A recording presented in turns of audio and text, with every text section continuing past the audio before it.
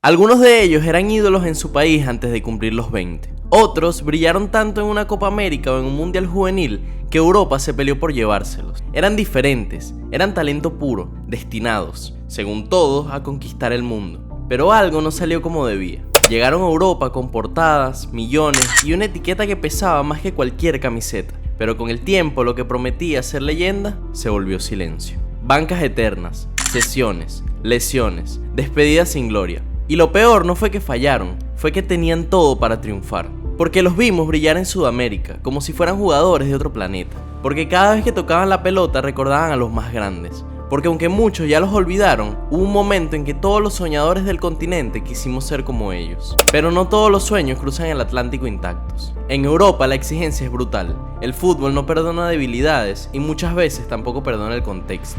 No basta con tener talento si no hay minutos, confianza o un equipo que entienda tu juego. Algunos simplemente llegaron al lugar equivocado, en el momento menos oportuno. Y otros quizás nunca estuvieron preparados para dar ese salto. Hoy vamos a recordar a 5 futbolistas sudamericanos que lo tenían todo para romperla en Europa, pero no lo lograron. Era imposible no mirarlo, por su melena inconfundible, por su forma de caminar la cancha y sobre todo por cómo tocaba la pelota.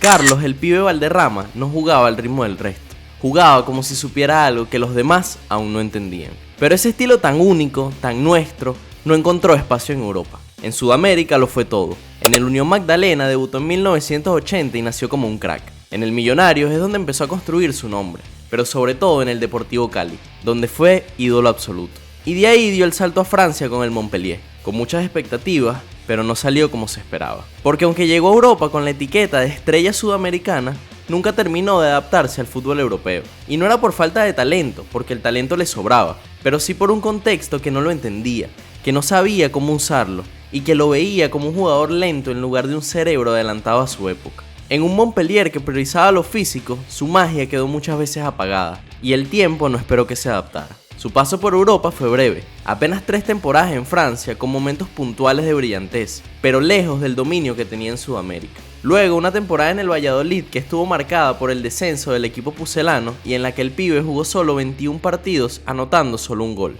Luego de esta experiencia volvería a Colombia, donde lo esperaban como un héroe, porque allá sí sabían cómo hablar su idioma. Pero esa deuda con Europa nunca se saldó, y en el imaginario colectivo quedó la pregunta: ¿qué habría pasado si Valderrama hubiera jugado en un equipo que lo entendiera de verdad? Porque el pibe no era solo un buen jugador, era una filosofía de juego, un símbolo, un romántico del pase corto y la pausa, y aunque Europa nunca fue su territorio, en América se convirtió en inmortal. Hay jugadores que aparecen en los momentos grandes, que no tiemblan cuando el estadio ruge, cuando la camiseta pesa, cuando todo el país depende de un gol. Edu Vargas fue uno de esos, el héroe silencioso de una de las mejores generaciones que ha dado Sudamérica en los últimos años. Pero su historia es tan brillante en Chile y en Sudamérica como decepcionante fuera de ella. En La Roja se convirtió en leyenda, bicampeón de América, goleador de las copas del 2015 y 2016, verdugo de Argentina, de Messi y de todo el continente. Cada vez que Chile necesitó una figura, Eduardo apareció como un relámpago, explosivo, letal, con una derecha endiablada y un olfato goleador insaciable. Pero Europa no vio ese mismo jugador. Lo fichó el Napoli en 2012 por una suma millonaria. Todos creían que sería la próxima joya sudamericana que conquistaría Italia, pero la Serie A fue un muro para él. No se adaptó al ritmo, al esquema ni al entorno. No anotó un solo gol en Liga y terminó siendo cedido.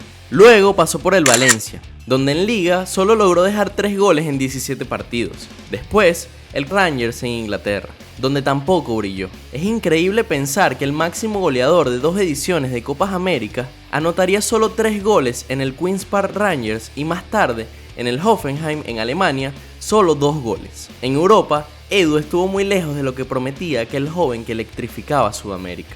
Y mientras tanto, con la camiseta de Chile, seguía haciendo historia. Goles en finales, en penales, en momentos de presión máxima. ¿Cómo alguien tan decisivo a nivel de selecciones fracasaba tanto en clubes europeos? La respuesta sigue siendo un enigma. Falta de continuidad, mala elección de los equipos, presión externa, tal vez un poco de todo. Pero lo cierto es que Vargas dejó Europa como llegó, sin haber cumplido las expectativas que un día generó. Y eso duele, porque cuando lo ves en Chile o con equipos sudamericanos, aún hoy entiendes lo que pudo haber sido en el viejo continente. Un delantero total, una pesadilla para las defensas, pero su legado en Europa fue apenas un suspiro. Y si esta historia ya te parece decepcionante, espera conocer al siguiente jugador, cuya caída fue aún más estrepitosa. En Sudamérica hay delanteros que parecen tener un pacto con el gol. Uno de esos fue Víctor Aristizábal, un atacante de instinto letal, de movimientos inteligentes, de esos que no necesitan mucha prensa porque su fútbol hablaba por él. Pero aunque en América lo aplaudían de pie, en Europa apenas lo llegaron a conocer. En Atlético Nacional, su casa, fue ídolo, campeón, goleador histórico, líder dentro y fuera del campo. En Brasil brilló en clubes como Sao Paulo, Santos y Cruzeiro. Donde jugaba, la metía. Simple, sin adornos, sin excusas. Pero cuando llegó el momento de dar el gran salto, cuando Europa lo llamó, todo se derrumbó en silencio. Fue contratado por el Valencia en 1994, un club importante, una liga competitiva, una oportunidad soñada, pero esa ilusión duró poco. Apenas jugó 7 partidos, no marcó goles, no se adaptó y en menos de un año ya estaba de regreso. ¿Pero qué pasó? Algunos culpan a la presión, otros al estilo de juego europeo, más físico, más táctico. Aristizábal nunca lo dijo abiertamente, pero era evidente que ese fútbol no lo dejaba ser él mismo. Volvió a América y volvió a ser determinante. Tan determinante que terminó siendo el segundo máximo goleador histórico de la Copa América con Colombia. Sí, así como lo lees. Por encima de nombres impresionantes, fue él quien dejó la marca más alta. Pero, ¿cuántos en Europa recuerdan eso? Su historia es una de esas que genera rabia, porque tenía todo para triunfar allá, pero simplemente no encajó. No por falta de talento, sino porque a veces el fútbol europeo no tiene paciencia ni memoria. Y mientras aquí lo recordamos como una leyenda, una de las pocas que tiene más de 330 goles a nivel profesional, allá apenas fue una nota al pie. Ahora bien, si crees que los de Aristizábal fue una injusticia del destino, el siguiente nombre fue aún más desconcertante, porque su talento era único, su personalidad arrolladora, y aún así Europa lo dejó ir sin entender lo que tenía enfrente. Hay futbolistas que se hacen eternos por sus goles, y hay otros que se hacen eternos por sus historias. Martín Palermo era ambos, un goleador de los de antes, de esos que parecía vivir por y para empujar la pelota al fondo de la red.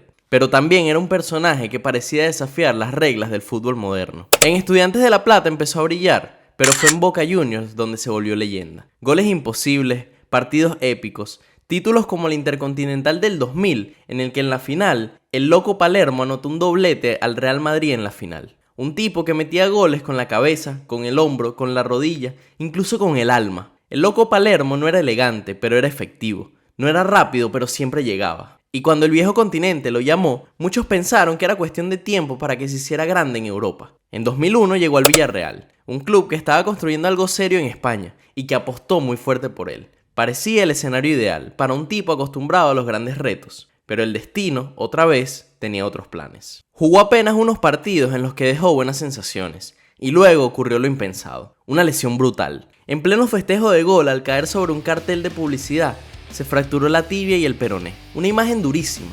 Palermo tiraba en el suelo, sin gritar, sin llorar, solo mirando al vacío. Pero esa no fue su única prueba. A pesar de volver tras la lesión, ya no era el mismo para Europa.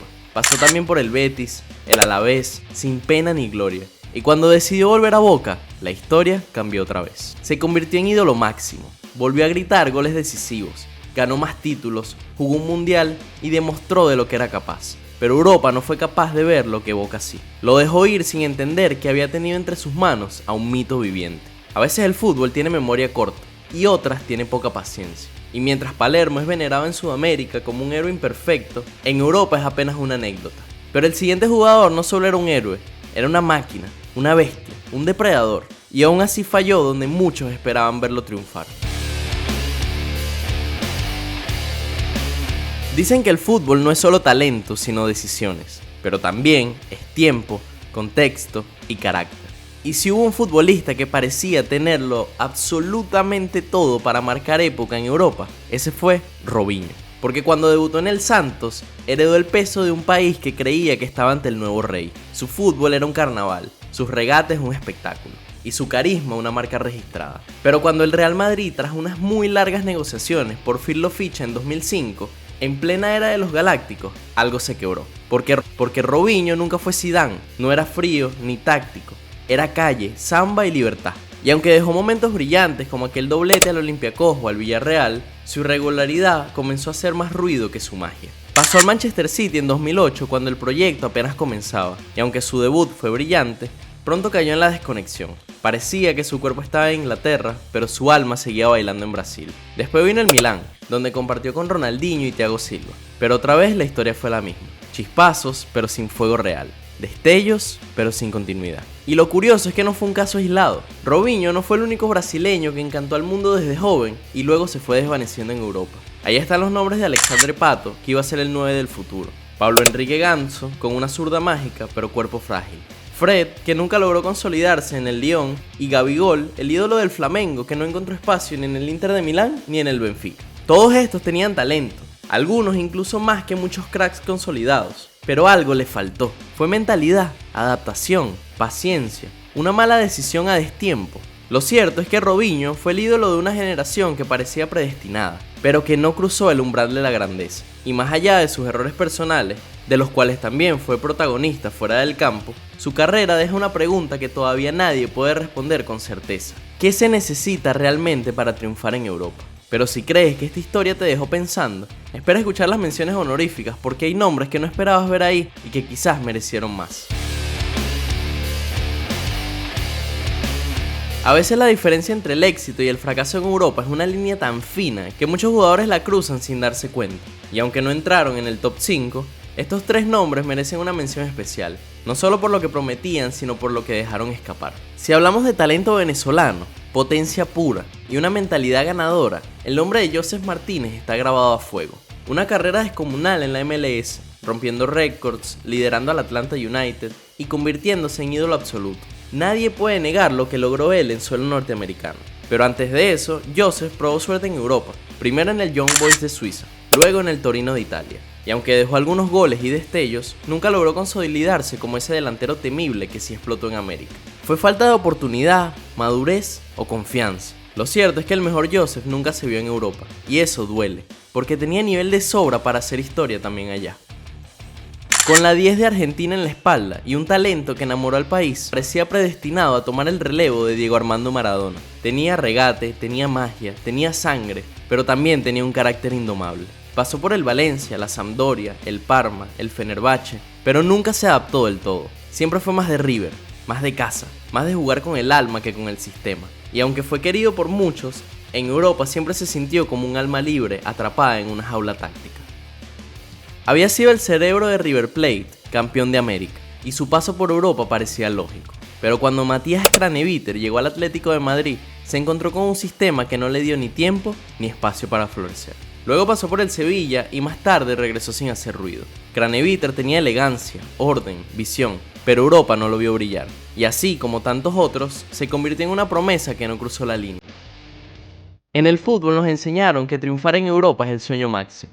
Que si no brillaste allá, tu historia queda manchada, tu carrera incompleta y tu talento cuestionado. Pero ¿y si todo eso fuera un espejismo? Porque Valderrama hizo magia en Sudamérica y todavía se habla de su nombre con reverencia. Porque Vargas fue héroe de una generación chilena dorada. Porque Aristizábal marcó más de 300 goles, fue goleador histórico, ídolo en Brasil y ídolo en Colombia. Porque Palermo es parte del alma de Boca. Y Robinho fue el niño que ilusionó a todo un país. Entonces, ¿realmente fracasaron? Quizás el error no fue de ellos, sino nuestros, por medirlos con una vara que no les pertenecía, por creer que lo único que vale está allá, donde los reflectores brillan más, pero la paciencia escasea. El fútbol no es solo Champions, Premier o la Liga. El fútbol también vive en las canchas de Cali, en la locura de la Bombonera, en las noches mágicas del Maracaná, en las tribunas del Atlanta United o en las eliminatorias sudamericanas que parecen guerras de otro siglo. Y quizás, solo quizás, estos jugadores no fracasaron en Europa, sino Europa fracasó en entenderlos. Muchas gracias por haber llegado hasta aquí. Si te gustó este video, espero que me dejes tu like, tu comentario con algunas otras leyendas que no triunfaron en Europa. También agradecería mucho que te suscribas y que si te gusta el fútbol sudamericano, el fútbol venezolano, veas los otros videos que tengo en el canal sobre estos temas. Muchas gracias y nos vemos en el próximo.